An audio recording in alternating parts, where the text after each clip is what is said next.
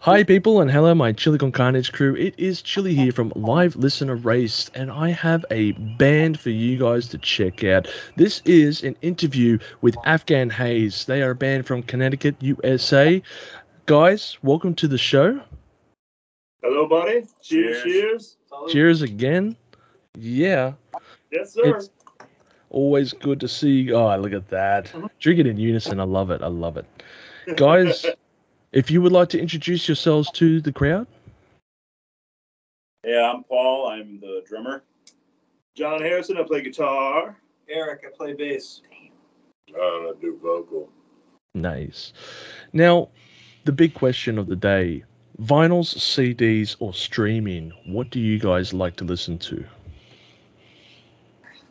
What I like to listen to is vinyl. Hell yeah. My preferred choice because I love the dynamics of it. Definitely. Vinyl is a good one to like to listen to. And you guys have a lot of vinyls. I like it. For me, it's all of the above. I think there's a time and a place for all three or more. So. What would be the fourth, though? Cassette. Cassette. Well played, sir. Well played. He's got ya. God damn it. I'm out. 8-track. Oh, well, then. 45. All right. Jesus Christ, guys. Laserdisc next. I do. I'm for everything, man. I download music every fucking day. I have a shit ton of vinyl, so I'm listening to music all the time. It's however I can get my hands on music is. I'm cool. Not 8-track, not cassette. Sorry, guys. But no.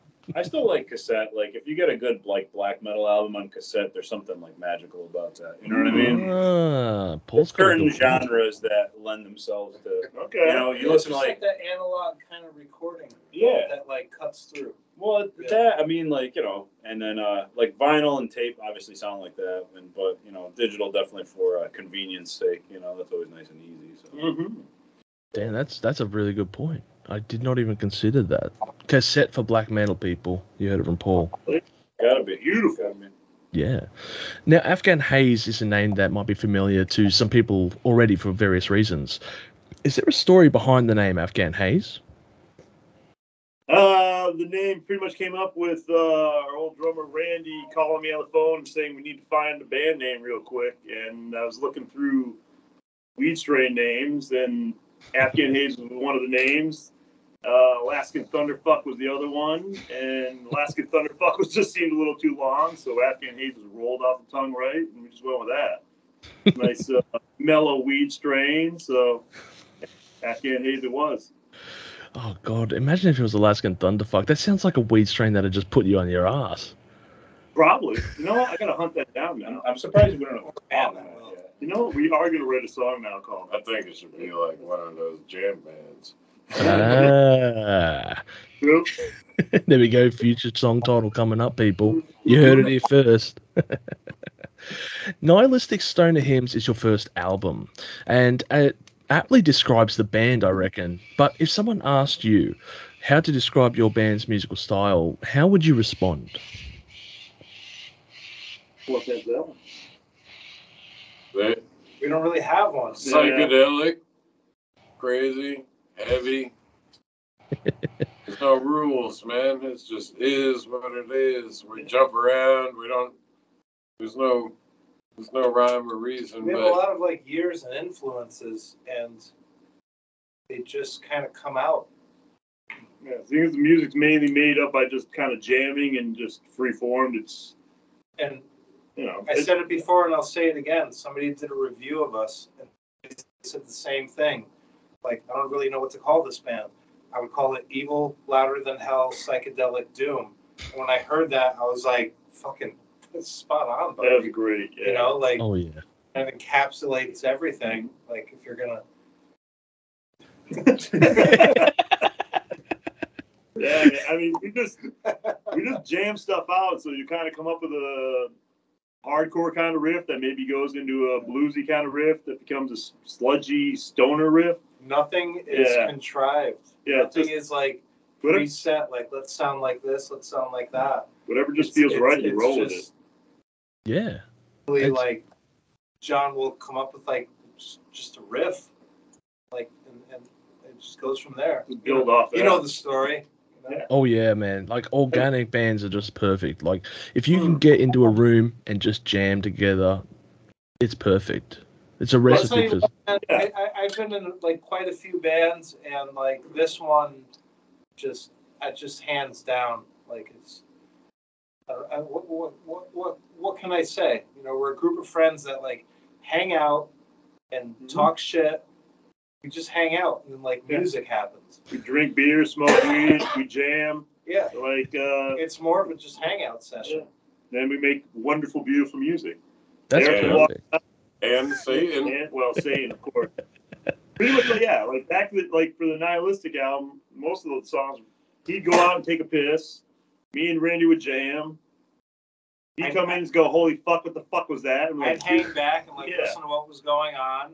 And then when I figured out that they had it kind of solidified more or less, just I already had a bass line in my head. I'd just go grab my bass and play and shit. Sometimes we'd have 3 songs. But we'd go to practice the 3 or 4 songs that we had and have 3 or 4 songs ready for next time. Yeah. You know?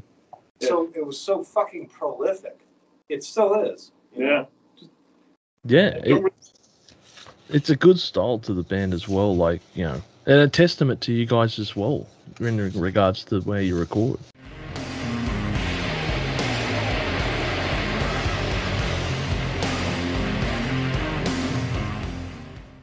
Nihilistic Stoner Hymns, I think that perfectly describes your band. It's a great album title as well. Really playful on the on those little words there. Nihilistic, Stoner, and Hymns. I think that sums up aptly what your band's representation kind of is for the music on that album. You know, it is a very awesome album title. Now, I want to play a little game with you guys. In regards to, I want to play a little game with you guys. It's called Cannabis Strain or Band Name. So, you guys keen to test your knowledge on this one? Sure. Test our memory. Feeling pretty good about it. Feel good. I feel good. That's all right. I mixed and matched them like I said I would. So, Platinum Ghost People. Do you reckon it's a band name or a cannabis strain? Fuck, I really forgot. Band. Band. I'm going with whatever JM says. I'm going with JM. I'm going to go, band. Band name? We've got Cannabis Strain for Platinum Ghost. Really? I missed that the first time too, man. Hey, at the end of the day, you got a 50-50 chance. I can't even learn. I never learned to read. Sorry. Devastation Wagon. Band. Band. Band? Yeah. Yeah. Band. You are correct. It is a band name. Okay. Sour Tsunami. Ooh, Weed. that's got to be weed. Weed. You guys are all on top of that. 100% cannabis strain. It's a great weed name. Yeah. Yeah, how does it taste like? Oh, mate, it's like a sour tsunami just hitting you from the front, Gushes in your mouth. Oh, behave. It's like a 15-meter tidal wave hitting you of THC, everyone. The Mile High Super Sloth. Band. Whoa. That was Best name for a band. That was very confident. Band. Band name. You are 100% right there. Accidental Tourist. Weed. Yeah, weed. I'd say it. Correct. Accidental Tourist is a cannabis strain. That's got to come from something like Amsterdam, surely. Oh, I don't know. Yeah. Because I was an accidental tourist. Made fun of me. Blight. They couldn't wait to. No, not at all. Bright Blue Gorilla. Ooh, that can go either way. Band. I'm going band. Band. You are indeed correct. That is a band name. And last one, Afghan Haze. All of the above. Never heard of them. All the above, indeed.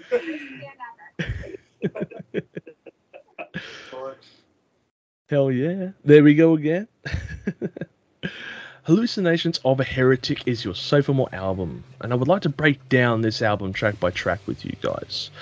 It opens up with the song Pushing Up Daisies, which uses a lot of samples of voices and various speeches. I think most noticeably I had Charles Manson down there. Run us through the madness of this opening track. The opening track was pretty much just it was a quick jam. Like, we needed another song, so we made up an intro real quick.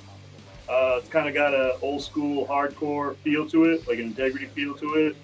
Kind of a spontaneous, just jam. Like, I just kept playing actually the same riff over and over. The drummer, like a jam we did. Yeah. You know, like there was no real like words to it. Well, there is. There's two serial killers talking about killing people. Those Well, are there wasn't. Yeah, Just like a cool jam, and like, yeah, it became our intro. got Ed Kemper talking over it, and then little Charles Manson talking about taking drugs and stuff. So Yeah, man. I love Yeah. serial killer stuff and samples, so that's why we went with that. Yeah, I mean, Beginning of it too. So yeah, it's perfect. I mean, it was great out of the gates here, and Randall's drums just pounding the skin there and just kicking ass, and oh hell yeah. a perfect start to the album, really. I thoroughly enjoyed that little thing.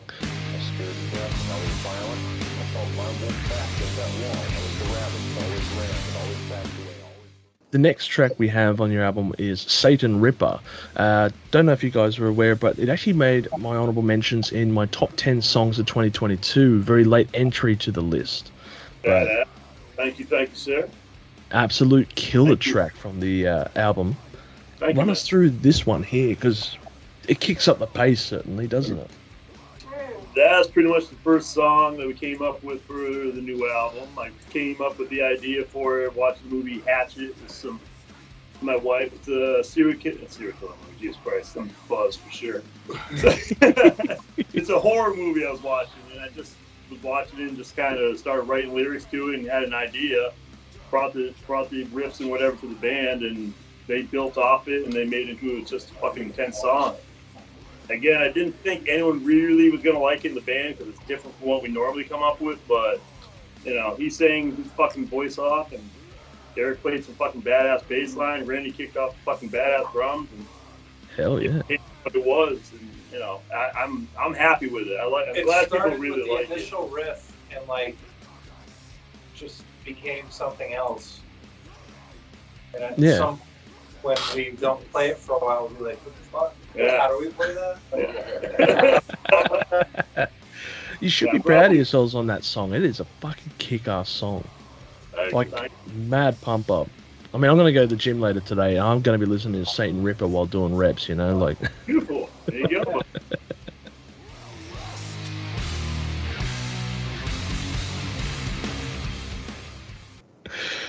I mispronounce this name all the time. Helluwana, there we go, is the following track. Mixture of two words there. Run us through the track on this one. That one starts off the Manson girls kind of singing their sweet little voices off in the beginning there. Combine the name, you know, marijuana and some Satan references there. So you got Helluwana, and I don't know, man. Kind of tried to make a little psychedelic sound. And got a little punk riff in there in the middle, which normally isn't what we normally kind of do, but it just sounded badass. We kind of went with it, and then I don't know, pretty much about it. I mean, Mel, what do you think about on that fine tune there? Helluwana. Yeah, that's the one. Satan and weed. That's pretty much our whole thing. Satan and weed, the two best combinations in the world. Yeah. To my untrained ear, I mean, I was listening to that intro piece there, and it almost sounded like Land of the Free for a moment. but you were saying how it's recordings of the Manson ladies in particular. I might have been just the mix that I was hearing, but I mean that is just interesting. You know, Yeah. being a non-American, obviously I know of the song, but yeah, when you mention obviously there's the Manson, Nothing to do with that. Just No. killers. Just killers. Yeah, pretty just much killers. before doing this album, like me and Randy were huge in trying to get like samples into this thing, and I sat there for like I don't know, too long, listened to serial killer stuff, Manson girls, Charles, Ed Kemper stuff, weird creature stuff, Joel Rifkin stuff. I think that's Ed and Gin Horror, and just horror movie stuff over and over and over, and tried to find good pieces, and I just thought it sounded pretty cool, so kind of just went with that. Yeah, no, it plays well into this. You guys have edited very well on there.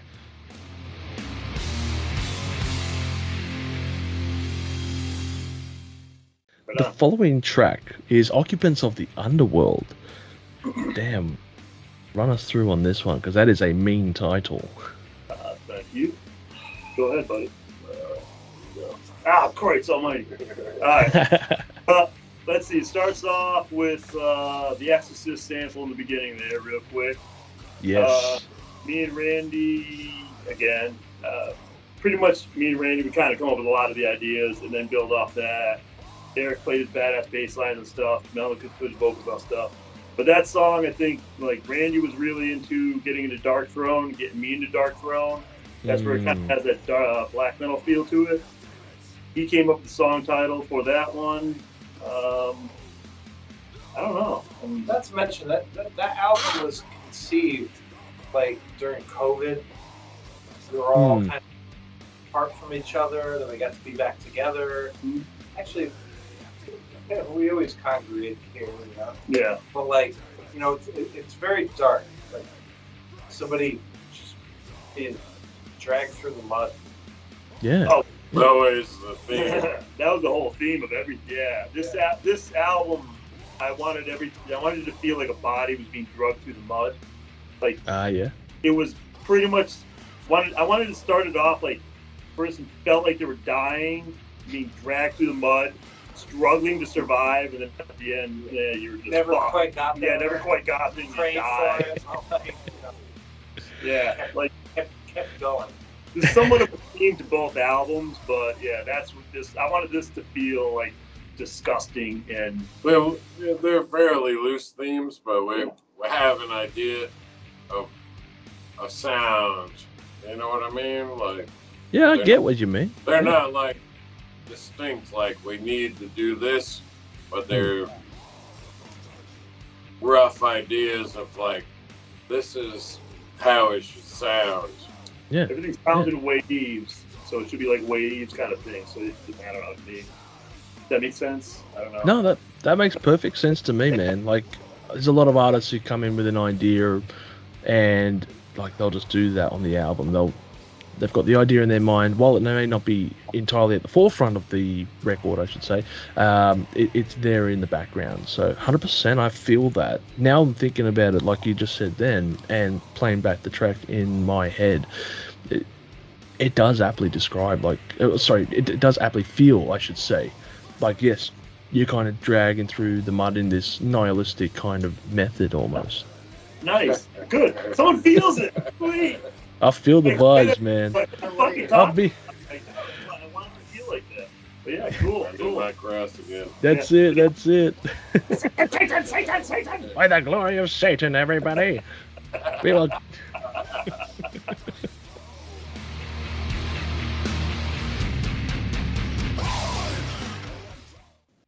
the closing track for the album, Gin Hor. Now, I might have been reading into this. For some reason, I kind of was feeling like this might have been a reference to, the British serial killer back in like the 80s, Jack the Ripper. For some reason, I thought Gin Hor was along those lines, but that doesn't seem to be the case on this album. What's the story behind this one? It's a southern thing. I lived in the South for a long time, and everywhere you went, there was like abandoned, beautiful, like Victorian or 1900s homes that were decrepit on the sides of the roads. Wow. And no one used them. Everyone would just put like a single wide trailer right next to it. They would just buy to get property and forget about the house. And all those homes were used by just basically, you know, alcoholics and drug addicts. Whores, are you trying to say?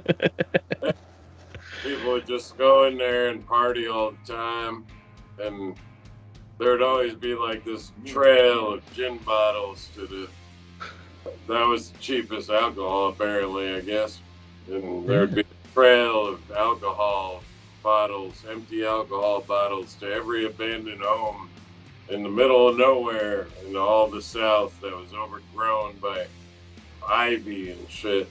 And then, you know, there's just, the title is essentially came, I mean, it was about that, but the title came from, you know, we were Mary the Village Whore. It was originally called Mary the Village Whore, but I thought that was a bit too much.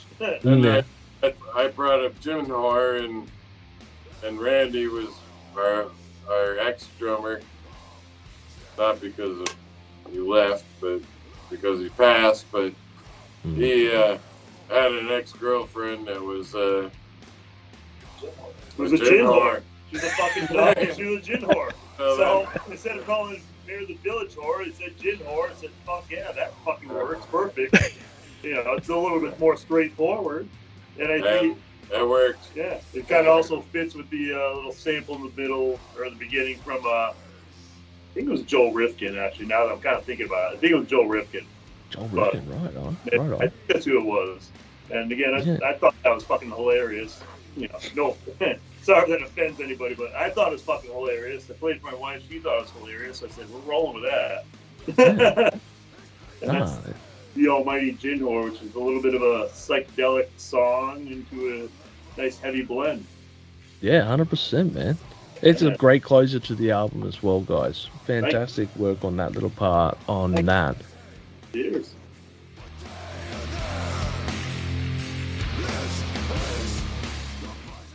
Now, when you come up to this album, guys, obviously you're your own style. There is no one band that will influence the sound. You go with the flow.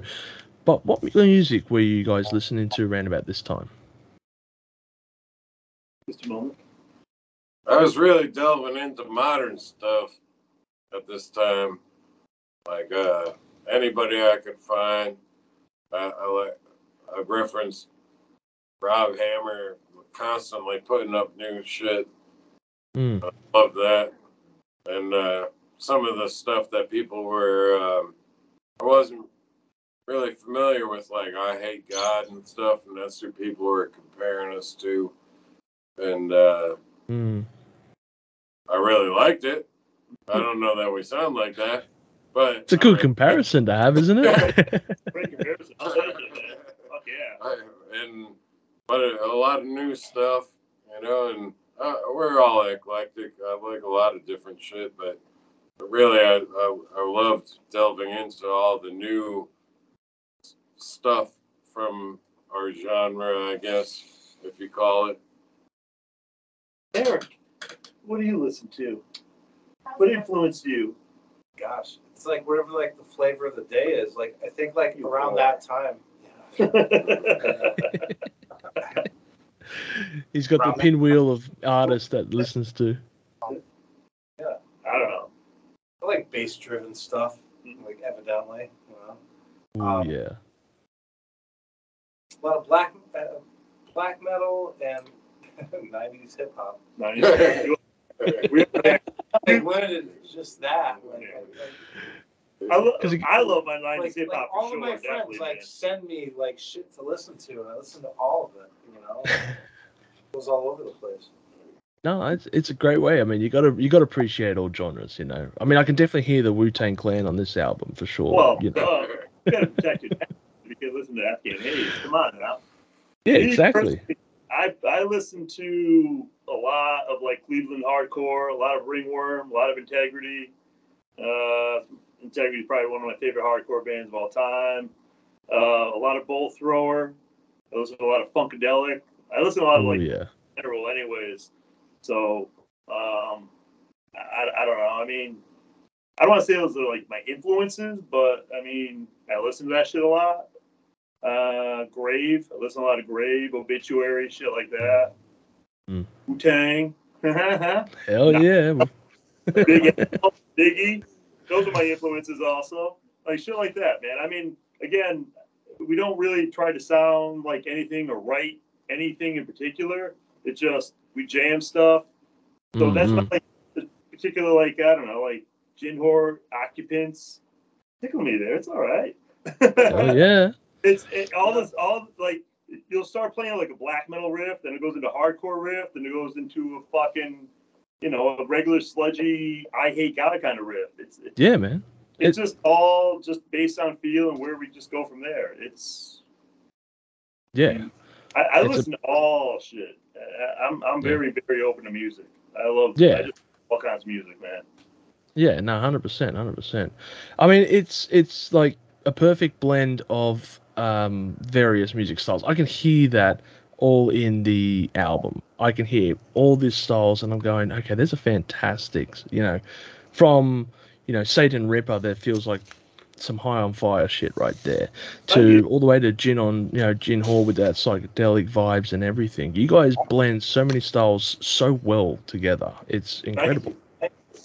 It's just Now, a great match. Yeah. It's like lightning in a bottle, buddy. Mm-hmm. Yeah. I mean, it's a perfect testament, like I was saying before, where you guys can just get together and jam. Like, it's perfect the way that you guys can manage to do that. Testament to your band right there, guys. Now, is there some upcoming concerts that we can catch Afghan Haze at? March 25th, we're playing at the Cellar with Indus Valley Kings and Pig Farm. And shit, I can't remember the other band. Civil Blood. Who is it? Civil Blood. Civil Blood. Mm-hmm. So he has better memory. In May, we're playing at Cherry Street. That's a whole like Connecticut band thing. Then we got, let's see, the 20th of May, we're playing with Murder Monday. Murder Monday. That's a cool name. Deathcore band, actually our next door neighbors. Great fucking band. Check them out. Eyes of Thea. Hail Satan again. And who the hell else is playing that? I can't remember. That's pretty much about it. We only have a few shows kind of lined up right now. We don't play that many shows. Just jam and make music. But, no, that's perfect at the moment. But guys, if you are watching this show and you are from Connecticut, I highly recommend that you go see Afghan Haze as soon as you can, because they're a band that'll blow your bloody socks off. Thank you. Thank you, brother. Don't forget, they'll be hailing Satan.